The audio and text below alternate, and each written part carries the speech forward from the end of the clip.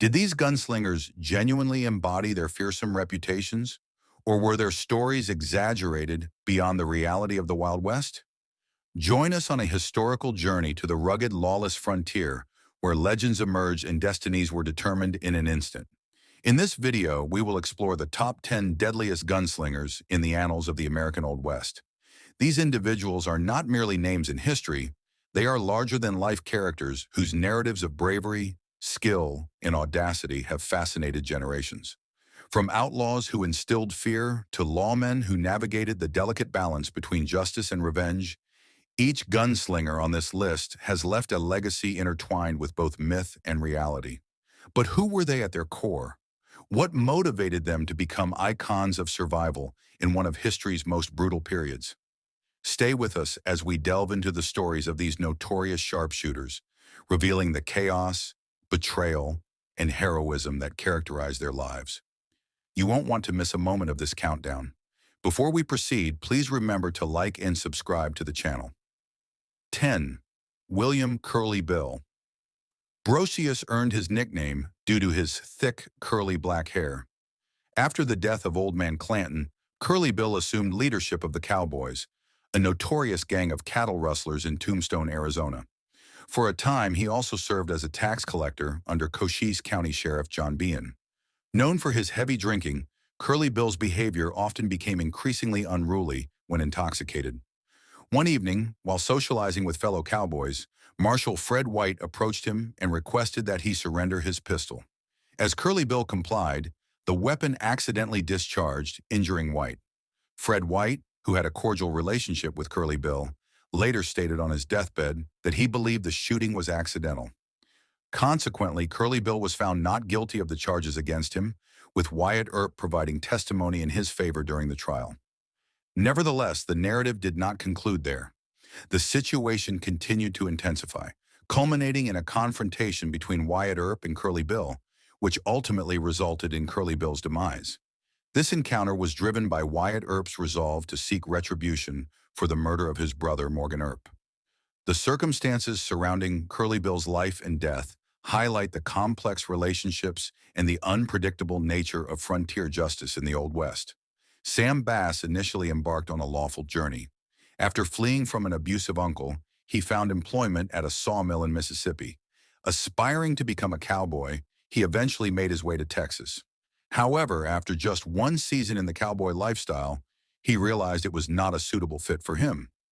In 1876, Bass, along with a rough companion named Joel Collins, drove a herd of longhorns north to sell them at inflated prices. Instead of returning to Texas to compensate the herd's owners, they kept the $8,000 profit for themselves. Bass and Collins squandered their earnings from the cattle drive on gambling and extravagant spending in Deadwood. A few months later, they ventured into stagecoach robbery. Despite robbing 7 stagecoaches, Bass and his gang did not accumulate significant wealth. In search of more lucrative opportunities, they transitioned to train robbery. Their most infamous heist involved targeting the Union Pacific Gold Train from San Francisco, resulting in the theft of over $60,000, marking the largest single robbery of the Union Pacific at that time. Bass's criminal activities came to a halt when he was shot by Texas Rangers while attempting to rob a small bank in Round Rock. He succumbed to his injuries 2 days later, coincidentally on his 27th birthday. James Miller, widely recognized as Deacon Jim, earned his nickname due to his regular church attendance and his abstention from smoking and drinking. Despite his seemingly pious exterior, Miller was one of the most lethal figures in the Wild West. His favored tactic involved ambushing targets under the cover of night while donning a black frock coat that made him nearly undetectable in the shadows. Hidden beneath his coat was a steel plate affixed to his chest, an early iteration of bulletproof armor that increased his protection during these surprise attacks. Official documentation attributes 14 murders to Miller, although rumors and public conjecture suggest the actual figure could be as high as 50. Miller's criminal endeavors ultimately resulted in his capture in Oklahoma for the murder of A. Gus Bobbitt. Distrustful of the legal system, the local populace took justice into their own hands. A group of citizens formed a lynch mob, dragging Miller and others to an abandoned stable for an extrajudicial execution. Prior to his hanging, Miller made two final requests. He wished for his ring to be given to his wife, a cousin of the infamous outlaw John Wesley Hardin, and he asked to wear his hat during the execution. In a final act of defiance, he shouted, "Let her rip," before stepping off the platform. The bodies of Miller and the three other men hung for several hours until a photographer was located to document the scene. This grim occurrence underscored the brutal nature of frontier justice and cemented Miller's status as one of the most feared gunslingers of the Old West. As a young girl, she attended the Carthage Female Academy, where she excelled in her studies and became an accomplished pianist. During her upbringing, Maybelle became acquainted with Cole Younger, and later formed a friendship with the James brothers. The James Younger gang often utilized the Shirley family farm as a hideout, exposing Maybelle to a life steeped in crime, which ultimately earned her the moniker the Bandit Queen. In 1866, Maybelle entered into marriage with Jim Reed, a former guerrilla from the Confederate Army. Initially, Reed attempted to lead an honest life as a farmer. However, when this endeavor proved unsuccessful, he joined forces with the Starr family, a Cherokee group infamous for horse theft. Together with the James and Younger gangs, they executed numerous robberies. Reed's participation in these illicit activities ultimately led to his capture. He was killed while trying to escape from a deputy sheriff. After her husband's death, Maybelle persisted in her criminal pursuits, orchestrating robberies and dealing in stolen property. She gained a reputation for her skill in manipulating law enforcement through bribery or charm to fulfill her aims. In 1880, she married Sam Starr, and 2 years later, both were convicted of horse theft. After serving a year in prison, they were released and quickly returned to their life of crime. Maybelle's life came to a tragic end on February 3, 1889, just 2 days shy of her 41st birthday. While riding home from the general store, she was shot and killed. The identity of her assailant remains a mystery to this day. Number 6, the Sundance Kid. Harry Alonzo Longabaugh, more commonly known as the Sundance Kid, acquired his nickname after being apprehended and convicted for horse theft in Sundance, Wyoming. Although he was reputed to be a gunfighter, there is no conclusive evidence that he ever took a life. Following his release from prison in 1896, he partnered with Robert Leroy Parker, famously known as Butch Cassidy. Together, they established the Wild Bunch Gang, which gained notoriety for executing the longest series of successful train and bank robberies in American history.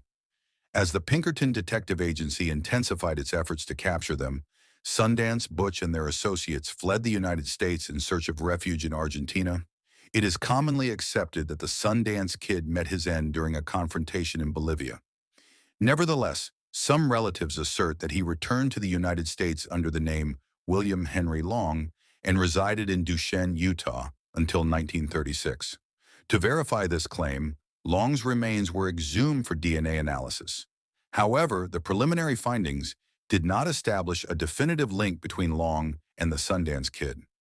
Despite this challenge, researchers persist in exploring alternative theories regarding his true identity. Next is Butch Cassidy, born Robert Leroy Parker on April 13, 1866, in Beaver, Utah. He was the eldest of 13 children in a Mormon household. At the age of 13, Parker began working on Jim Marshall's ranch in Circleville, Utah, where he encountered Mike Cassidy, a cattle rustler who became his mentor. Cassidy provided Parker with his first firearm and instructed him in the art of shooting. Motivated by his mentor, Parker adopted the alias Butch Cassidy as he embarked on a life of crime, ultimately taking on Cassidy's surname as a tribute. Parker's initial encounter with the law occurred when he went to town to buy a new pair of overalls. Upon finding the general store closed, he entered, selected a fitting pair, and left a note promising to return and pay for them later. Despite his honesty, the store owner reported him to the sheriff, but Parker was acquitted of any charges. On June 24, 1889, Parker and 3 accomplices executed a robbery at the San Miguel Valley Bank in Telluride, making off with $21,000. With his share of the loot, he acquired a ranch near the infamous hole-in-the-wall outlaw hideout, by which time he had fully embraced the name Butch Cassidy. However, Cassidy did not find much success as a rancher and it is widely believed that the ranch functioned as a front for his criminal endeavors. In 1896, Cassidy rose to prominence as the leader of the notorious Wild Bunch, a gang that included some of the most infamous outlaws of the Wild West. Under his guidance, the Wild Bunch executed a number of notorious robberies, cementing their legacy in the annals of outlaw history. Much like the Sundance Kid, the circumstances surrounding Cassidy's demise remain ambiguous. Although it is commonly accepted that he perished in Bolivia, some family members assert that he returned to the United States and lived his later years under an alias. Next is Thomas Coleman Younger. Cole Younger's life dramatically changed following the murder of his father at the hands of Union Captain Wally. The elder Younger had previously assaulted Wally for making inappropriate advances toward Cole's sister. This personal loss deeply affected Cole, who was already affiliated with Quantrill's Raiders. After his father's death, Cole enlisted in the Confederate Army. The exact moment when he shifted to a life of crime is uncertain, but his name first surfaced as a suspect in the 1868 robbery of Nimrod Long and Company, a bank located in Russellville, Kentucky. Cole and his brothers subsequently allied with Jesse and Frank James to form a gang. Together, they executed numerous robberies involving stagecoaches, trains, and banks across Missouri, Kentucky, Kansas, and West Virginia. The criminal activities of the Younger brothers came to a halt on September 7, 1876, during a botched bank heist. To evade a death sentence, Cole, along with his brothers Jim and Bob, entered guilty pleas. They received life sentences but were paroled in 1901. Following his release, Cole Younger traveled across the country with Frank James, delivering speeches about their experiences in the Wild West. During this time, Cole adopted Christianity and publicly distanced himself from his former criminal life. He passed away peacefully 4 years later, bearing 11 bullets in his body, remnants of his tumultuous past. Cole Younger's narrative underscores the intricate themes of loyalty, family, and redemption set against the backdrop of the Old West. His later years, dedicated to promoting a reformed life, starkly contrast with his earlier infamy. Number 3. John Wesley Hardin. Born to a Methodist minister, he was named after the founder of the Methodist denomination. At the young age of 14, he became embroiled in a violent episode when he stabbed a boy who had been mocking him. This incident marked the onset of a tumultuous and aggressive life. A year later, during a light-hearted wrestling match with an ex-slave named Mage, a conflict arose. Hardin inadvertently scratched Mage's face, leading Mage to seek retribution. The next day, Mage ambushed Hardin on a pathway. In an act of self-defense, Hardin fired 3 warning shots, but Mage continued to advance. Ultimately, Hardin was compelled to shoot Mage, resulting in his death. Given that many Texas law enforcement officers were former slaves and Hardin had been a Confederate soldier, he encountered significant bias and had little hope of a fair trial. To avoid capture, he went into hiding. Despite a warning from his brother about the police closing in on him, he opted to confront the situation head-on. In a dramatic confrontation, he shot all 3 officers pursuing him and managed to escape. After several arrests and subsequent escapes, he eventually arrived in Abilene, Kansas, where he met the famous lawman, Wild Bill Hickok. While staying at the American House Hotel in Abilene, he encountered a disruptive individual in the neighboring room.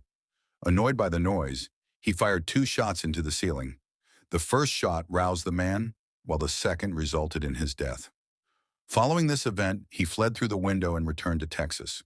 His life of evasion persisted with numerous encounters with the law until he was ultimately captured. Convicted of his offenses, he received a 17-year prison sentence. During his time in prison, he seized the opportunity to earn a law degree, and upon his release, he began practicing law. He met a tragic fate when he was shot in the back of the head during a game of dice. Billy the Kid is regarded as one of the most iconic figures of the Old West. His life has inspired countless books, films, and songs, yet the reality behind his legend is often less sensational than commonly believed. While he is frequently portrayed as a merciless outlaw, the truth is more complex.